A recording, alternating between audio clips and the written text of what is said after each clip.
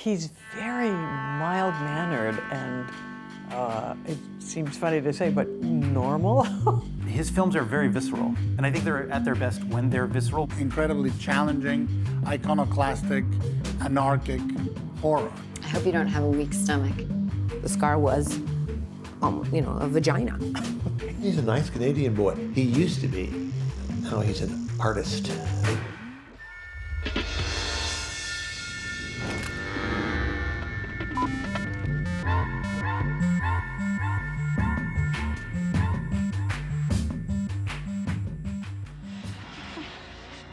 David Cronenberg is fascinated by the relationship between the brain, the body, and the gag reflex.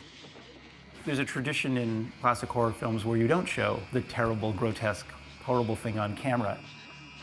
A meeting of minds during a psychic demonstration ends with one mind getting blown.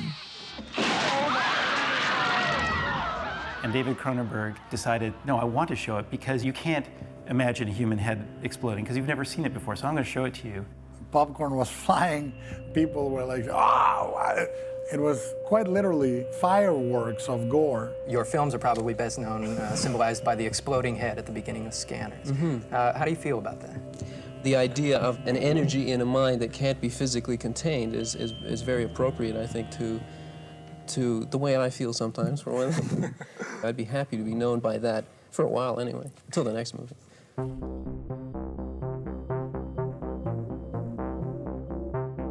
From body horror gross-outs to mind-expanding art cinema, David Cronenberg creates extreme images that uncover the fears and desires buried deep within our psyches. He's really part of like a handful of people who are able to make films today kind of completely from their own perspective without having to dilute their process or their vision.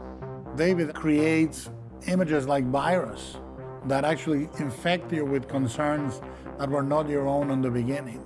You know, society is out to get you, technology is out to get you, and your body is out to get you. I've known David Cronenberg, since the late 70s. David is an intellectual filmmaker, so it's all in his mind. The way that he explores the psyche, the human body, and our relationship with our human body is unlike anyone else. Born into a middle-class family in 1940s Toronto, David Cronenberg studied organic chemistry and literature before developing a passion for filmmaking. Toronto used to be a very polite, conservative city. That kind of repressed atmosphere breeds perversion from seemingly normal people. In the late 1970s, Cronenberg directed a series of movies that gave birth to a new subgenre, body horror. Traditionally, with horror films, the danger lurks from outside. Unquestionably, in all of David Cronenberg's films, the seeds of the horror come from within. He's fascinated by body betrayal. The idea that within us, we have things that are not entirely of our control. And that dichotomy is never more evident than in our relationship with sex. The first Cronenberg movie I saw was Shivers. This mad scientist had concocted a combination of a parasite and venereal disease. And I thought, God, that's so great. The disease escapes into a Montreal high-rise, and in one of the film's most notorious scenes, Cronenberg's parasite emerges as a phallic turd that attacks a woman in her bathtub. What I like about the early Cronenberg films is they have an exploitation quality.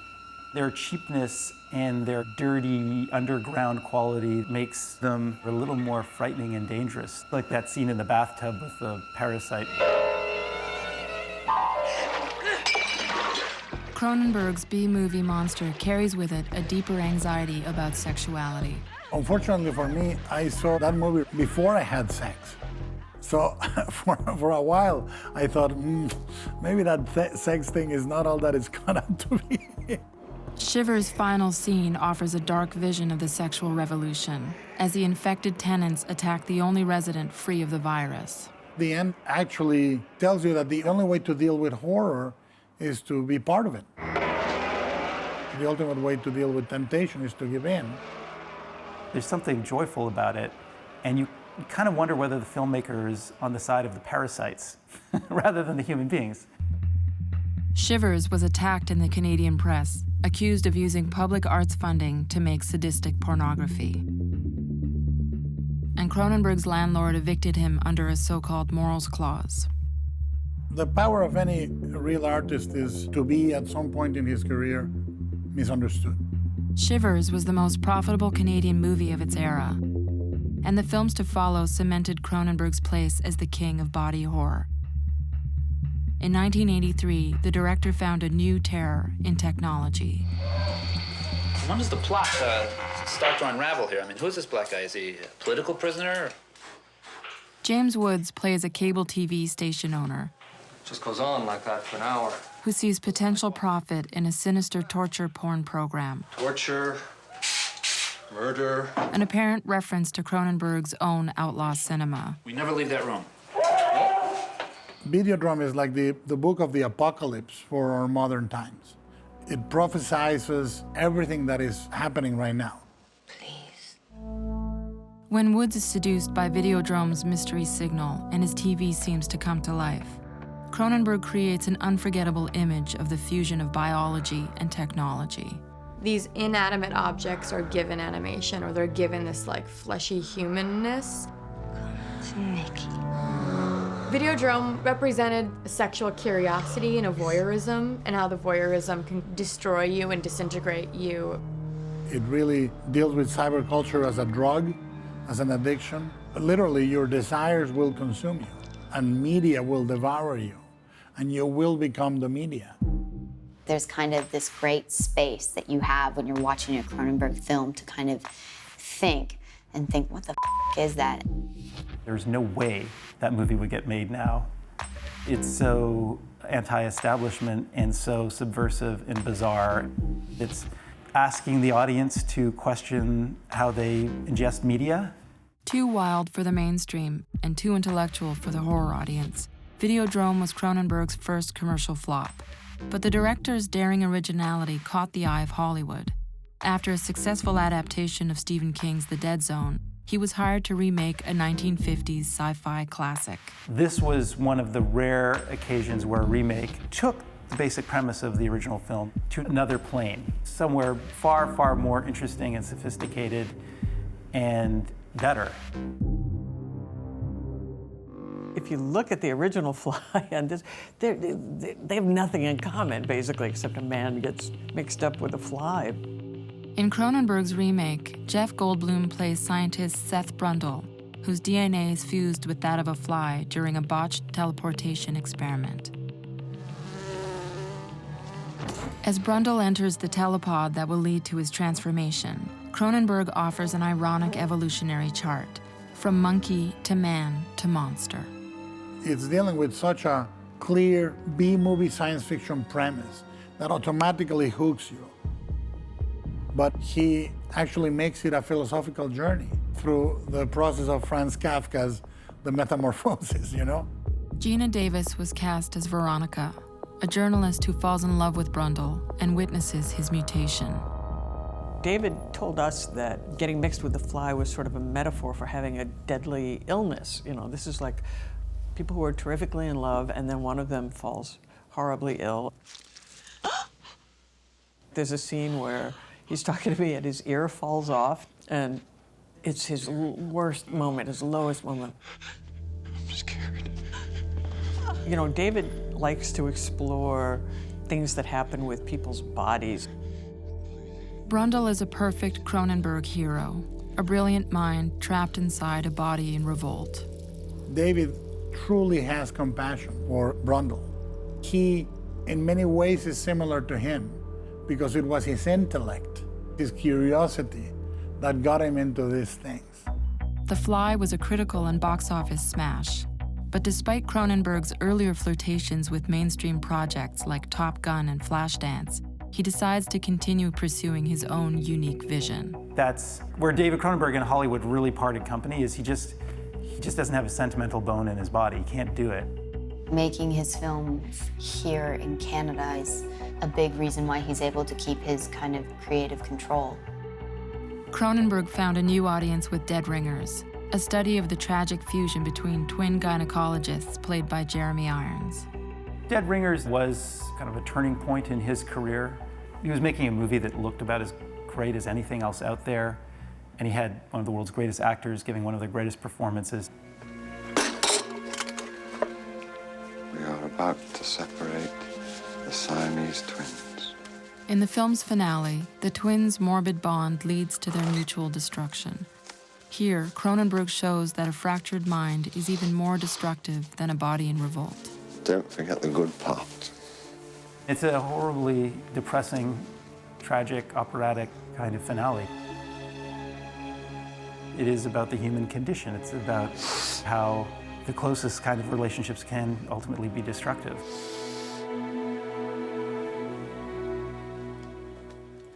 With its focus on psychological rather than physical brutality and star turn from Jeremy Irons, Dead Ringers signaled Cronenberg's shift from shocking horror director to serious artist. He wasn't a genre filmmaker anymore. It was kind of like he had carved out his own genre. I really love the early horror films. I think that's where David is at his best. He's doing art movies now, which I find funny. In 1991, the director turned William Burroughs' psychedelic novel into a film. Naked Lunch was a seemingly impossible adaptation of a very highly regarded work of literature, which was not like anything he had really attempted before. Some of the kind of classic themes of his work are the machine and the body and the deterioration of the body. But what I also see, too, is the deterioration of the mind, the mental unraveling. And you see that in films like Naked Lunch. Here, Cronenberg removes his body horror concepts from reality, making them hallucinations in the mind of the film's drug-addled hero. William Lee, I have arranged all this just to have a moment alone with you. When the cops take him in for questioning, this, like, Bugs kind of asshole is talking to him about his job, and he's just, like, losing his mind. Come, Mr. Lee. You don't have to play dumb with me. It's got to be an amazing, amazing point in cinematic history. Having triumphed with one supposedly unfilmable book, Cronenberg pursued his passion for another taboo novel. Crash is a movie that can only be done by a man that has an almost erotic fixation for cars. I love him. He's very calm, and you would never think, like, this guy who's, got a wonderful marriage for years and is like a normal guy that has all this stuff in his head. In the mid-1990s, Cronenberg adapted J.G. Ballard's ultra-controversial novel about a cult of car crash fetishists who mix danger and sex to reach the ultimate erotic high. Crash is an incredibly cold, dystopian, misanthropic reflection about the relationship between our pleasure and our destruction.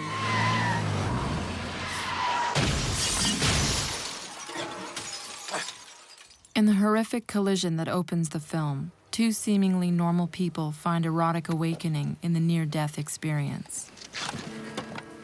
The encounter between Holly Hunter's character and James Spader's character is kind of a romance written in blood and steel and glass. In order to feel and have intimacy, it had to be through car crashes and violence, and then that's what happens to these people. Nothing wakes them up. Everything in his films is hypersexualized, but in a way that's not attractive. It feels really grotesque and a little morbid. I remember going on the set and, hi, and it was James Spader, us, hi, how are you doing? Hi, nice to meet you. It was, and then going in the back of the car. Rosanna Arquette's Gabrielle and Spader's James Ballard combine flesh and machine as they explore a strange new sexual frontier. I just had to think of that scar as a vagina. It was almost like that's the healing of some kind of crazy trauma that this woman had. That's how she got off.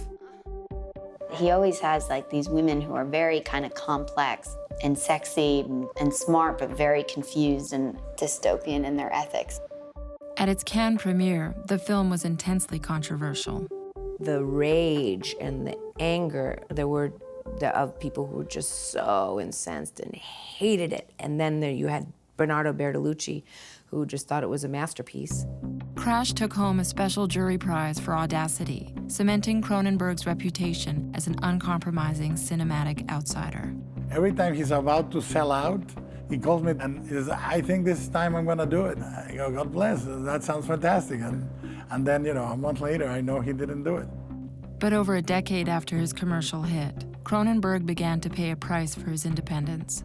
His 1999 techno-thriller Existenz was lost in the hype surrounding The Matrix, and he had to mortgage his home and defer his salary to complete his next feature, Spider, which also flopped.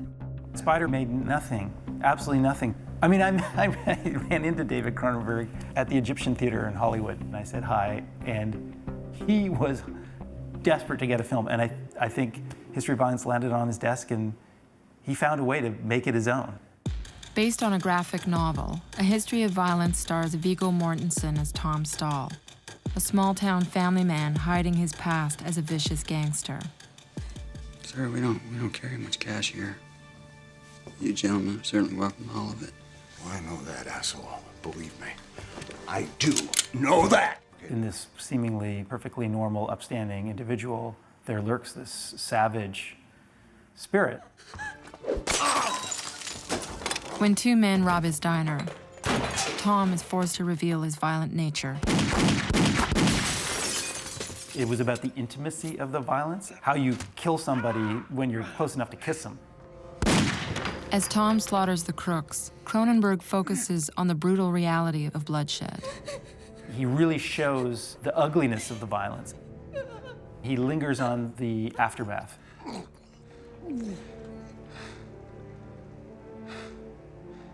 David reinvents himself with History of Violence. He doesn't need creatures or deformities that are visible to be interesting. With the huge success of A History of Violence, the director continued to move toward character-driven dramas. He loves acting, he loves actors, and you can tell with the complexity that he puts in the characters that he cares a great deal about that. There's something that he has with Viggo Mortensen where he just gets the best performances from him. In Eastern Promises, Mortensen plays an undercover agent infiltrating the Russian mob. When he's attacked in a public bath, Cronenberg contrasts the character's lethal skill with his vulnerable nakedness. The idea of a knife fight where one character's naked really is disturbing because you just feel so vulnerable. And it's very primal. It is just really getting to the core of what violence means between people. When I asked him how carefully did he choreograph and storyboard it, and he says, I didn't. You are dealing with a naked actor in a complex choreography, and he went at it from the gut. So I think that is a virtuoso piece of filmmaking. My sense of him was Videodrome, Dead Ringers, Fly, and I was really nervous because I thought this guy's got to be such a tyrannical director. But it turns out that he's actually like the sweetest man I've ever met in my whole life. Working increasingly with A-list actors, Cronenberg continues moving away from body horror with A Dangerous Method, Cosmopolis, and Maps to the Stars. Maps of the Stars fully belongs to the period of David where the monsters are in the inside. I can barely imagine anything more monstrous than people that are in the industry in Hollywood. A tabloid-inspired Greek tragedy filled with incest, drugs, and ghosts, Cronenberg's first film shot in Hollywood makes Hollywood its subject. He has a real distance from the machine, and he was able to make a commentary about it. Julianne Moore plays Havana, an aging actress desperate to clinch a role in the remake of a film that made her dead mother a Hollywood legend. I play Julianne's mother, and she has these kind of psychotic visions, and she sees me for the first time, and I essentially terrorize her. Isn't it pathetic enough that you want to play me? What's happening? What's happening? The director externalizes the actress's own fear of aging in the form of her mother's cruel ghost. You want that role, but you're not gonna get it. You don't even have the chops. I did, and I was young and gorgeous. You, with your shitty tits and that used-up old hole, it stinks worse than me! No! It's a real commentary about fame. You know, my character represents this icon and how we put this kind of veil of mythology around them. And then you have Julianne's character that represents, if you're gonna be famous, that means that we can know every ugly truth about you. Havana loses the role, but then discovers her rival's son has drowned, allowing her to inherit the part. She celebrates with a disturbing song and dance. Hey, hey, goodbye. Come on, sing it. And Cronenberg unveils the off-kilter morals of a community obsessed with fame. Hey, hey, goodbye. This is for little Micah, little miracles. It really is the most deformed egos in the world. And David gives us a very cold form of empathy. You know, he makes you understand the reasons behind the monstrous acts. You can look at Maps of the Stars and say, where's he in relationship to Hollywood? And I think he's saying, I've landed very much outside of it, and this is why. From the flesh to the darkest realms of the mind, David Cronenberg has burrowed into the heart of human existence, creating outrageous images that expose a hidden reality and force us to question the cultural moment in which we live. He is the father of postmodern horror. More than any other filmmaker in that genre, perhaps in any genre, is in tune with this particular moment in time. I think David's always been capable of making any kind of movie and doing it exceptionally well. He's really a genius and quite a visionary. He started in horror and then molded for himself an exclusive niche. What is exactly Cronenbergian? You know, I don't know exactly how to define it, but I know when I see one, you know. David comes over and he goes, we're hoping you'll lactate. Like, because I was breastfeeding my daughter and I was in pain. It was so bad, like, and I was like, please. And it was the weirdest thing, but it was like this moment where I went like this and milk. I know it sounds so crazy. He ended up cutting it. And I made a joke and I called him and I said, I think you cut the most significant thing I've ever done on film.